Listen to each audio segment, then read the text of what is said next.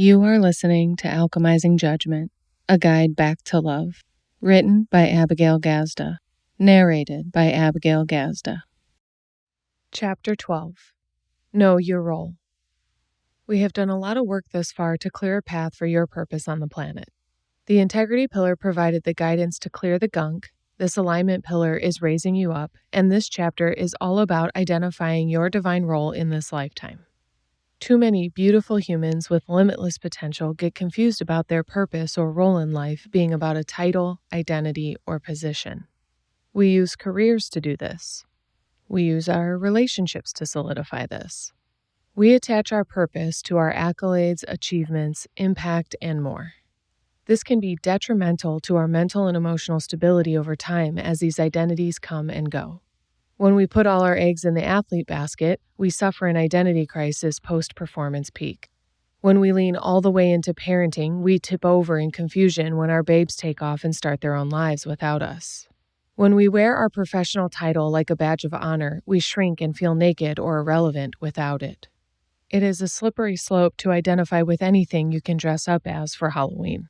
Discovering your role in this lifetime usually requires an existential crisis that causes you to start having thoughts like, there's got to be more than this. There's got to be more to life. There's got to be more to me. I am bigger than this. This can't be it. There's no way this is all there is to life. I know there is more out there for me. I am not fulfilling my potential. I am wasting away. This isn't what I am supposed to be doing. This isn't how I'm supposed to be living. And so many more. When we start having these thoughts, feelings, and concerns, it is a sign that we are out of alignment. Whether we understand alignment or not, we naturally set out on a quest to discover the answers to these questions. We crave to resolve these internal issues and begin the journey of transformation. This is great and exciting, but without some genuine guidance, you may get taken advantage of by a few people looking to make a quick buck off your confusion. I feel incredibly passionate about explaining this situation because of the subtle and predatory way that consumerism thrives on your fears and insecurities. There are entire businesses and corporations designed to capitalize on a weak human psyche or emotionally underdeveloped person. Embarrassed about your skin, weight, or body? Buy our miracle oil. Are you sick and tired of your dead-end job? Buy my 3-step system to build a 6-figure business. Feeling anxious and depressed? Try this drug and feel better instantly without any effort whatsoever. Feeling like an unaccomplished loser? Take my course and you will appear smart and qualified. We buy up quick fixes like there's a shortage of them. We are sold on so much garbage that puts us into debt, which sends us deeper into a spiral of misery. This vicious cycle of consumerism to resolve our issues takes us 100 miles in the wrong direction and causes us to take longer to get back on track. Of course, some of you will read this before making this mistake and still make this mistake. Quite frankly, many people don't learn by hearing or reading or seeing. They learn strictly through the sting of their own experience. In fact, this is how most of us learn our life lessons. We have to screw things up pretty badly to realize we don't like the position we put ourselves in. Better yet, some people spend a lot of time blaming others for the position they are in before they ever come around to accepting responsibility for the quality and direction of their life. Don't be that person. You are only extending your suffering and misery. Instead, let's explore the idea of accelerating this whole quest for meaning and get to the good stuff. I will tell you, you will still wander off track once or twice, but I would like to help you not get taken advantage of by snake oil salesmen along the way. So while there are no true shortcuts through certain initiations in life, you don't have to take the super scenic route to your divine destiny. I would like to teach you in this chapter to recognize for yourself what it looks and feels like to be in and out of alignment on a moment-to-moment basis. I will teach you a few concepts that you will want to journal, use in mirror work, and meditate on if you are serious about harnessing this skill. Taking this work on in your own life and not just glazing over the words in this book will make the true difference. This awareness doesn't work like osmosis. You must dive into your own consciousness to access your personal answers to these concepts. In order to recognize when you are off track, you must know what it is on track. This means knowing what is most important to you in life. This looks like identifying your core values. I usually suggest anywhere from 3 to 7 if you're feeling really passionate. My top core values are authentic connection, hilarious joy, and hearts unleashed. It's that simple. But Abigail, you are a coach. Of course you know your core values.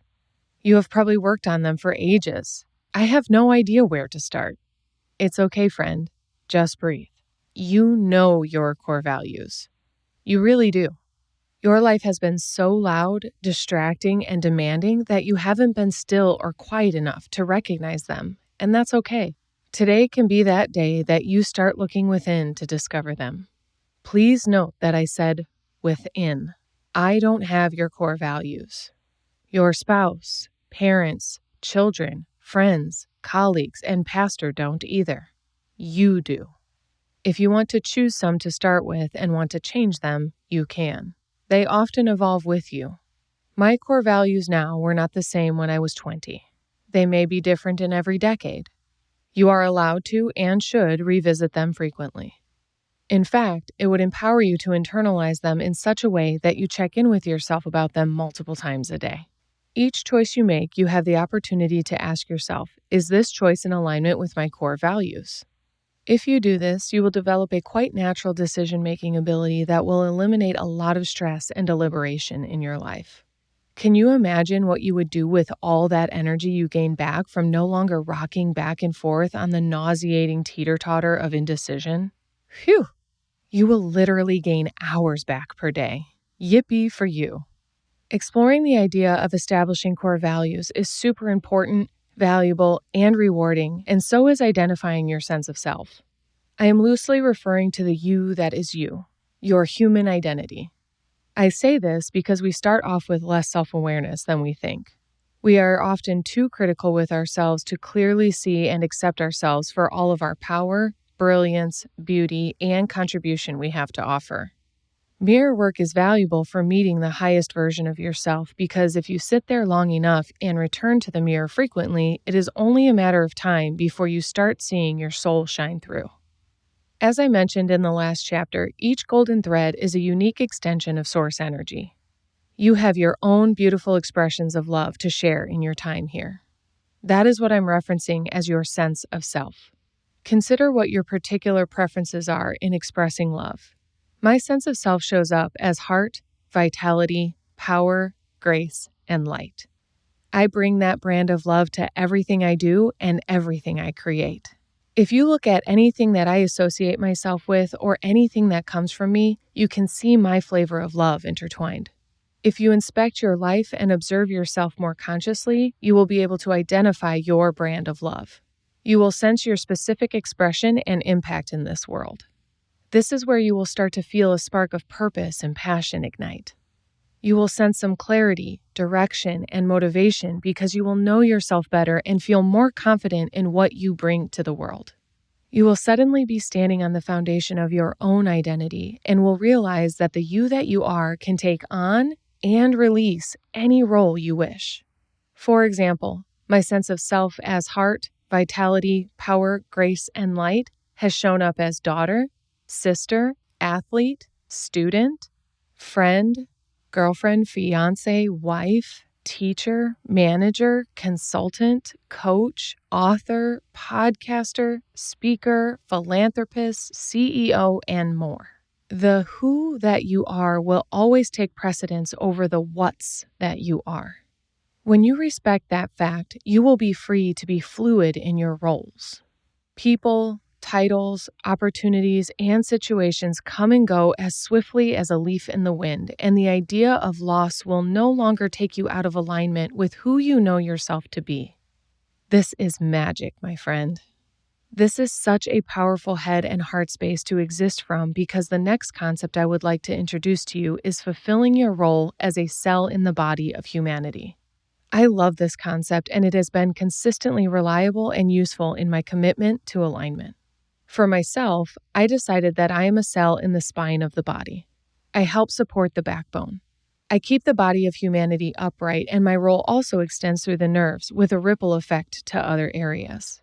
I also respect that I work in collaboration with other cells in the spine. I am not the only cell, nor am I the whole spine. This helps me stay in my role without envy or urgency and without feeling isolated. When making decisions or considering opportunities, I simply ask myself, is this in my spinal alignment, or will this throw my back out? As a cell in the spine, I am able to easily identify if I am being approached to work with a cell in the brain, hand, or foot. I can quickly determine if something is on my path and will accelerate my journey or take me off track and slow me down. This is quick and clear for me and helps me to conserve my decision-making energy for tasks that are in alignment with my role in the spine. I invite you to consider your role as a cell in the body of humanity. For a bit of perspective, remember that I am saying cell, not whole organ. You are not that special. I say that from love because as important as you are no more important than any other cell. Each and every cell has an important role to play, and each role deserves equal respect and dignity. It is important to consider that you are not that special. I say that just so you will quit running yourself ragged by being constantly out of integrity and alignment with your specific cell role. I like to remind folks, you doing too much when they come to me complaining about being exhausted by all the responsibilities they take on from not simply holding people accountable to their cell roles. Your need to be needed is killing you. Your insatiable need for validation will never be satisfied with your attempts at being important. Your desire to feel relevant is a desperate attempt to prove your worth when there is nothing to prove. Your self-sacrificial martyrdom does not make you noble. It deteriorates you. It weakens you as a cell and diminishes your ability to play your singular role to the best of your ability. It is when we try to be and do it all that we inhibit ourselves and others from fulfilling each unique role. When you relate to others as incapable, you are limiting their range of motion.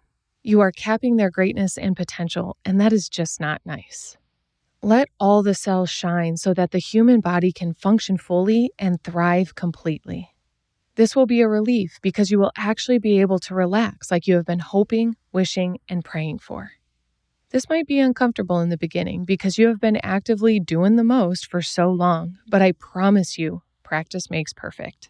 The more you relax, the more you get to relax. The relief comes when recognizing that your role in life is super simple, and it is our funny human brains that complicate things. Your purpose here is super simple. Live and let live. Love and let love. Be and let be, and be a walking, talking, living, breathing example of love in the world. You can do it, my dear. I know you can. So since you are all clear and inspired about who you are and what you are up to, let's talk about having compassion for those who don't.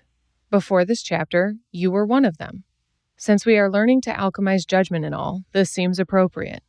There are so many people running around this planet trying everything under the sun to feel a sense of purpose.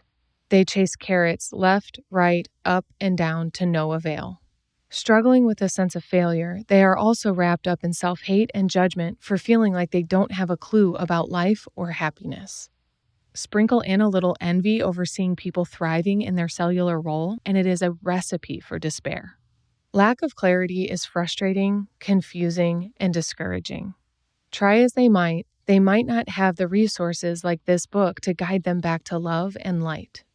As a newly trained alchemist, it is your job to now practice compassion for the folks spinning their wheels in self-doubt.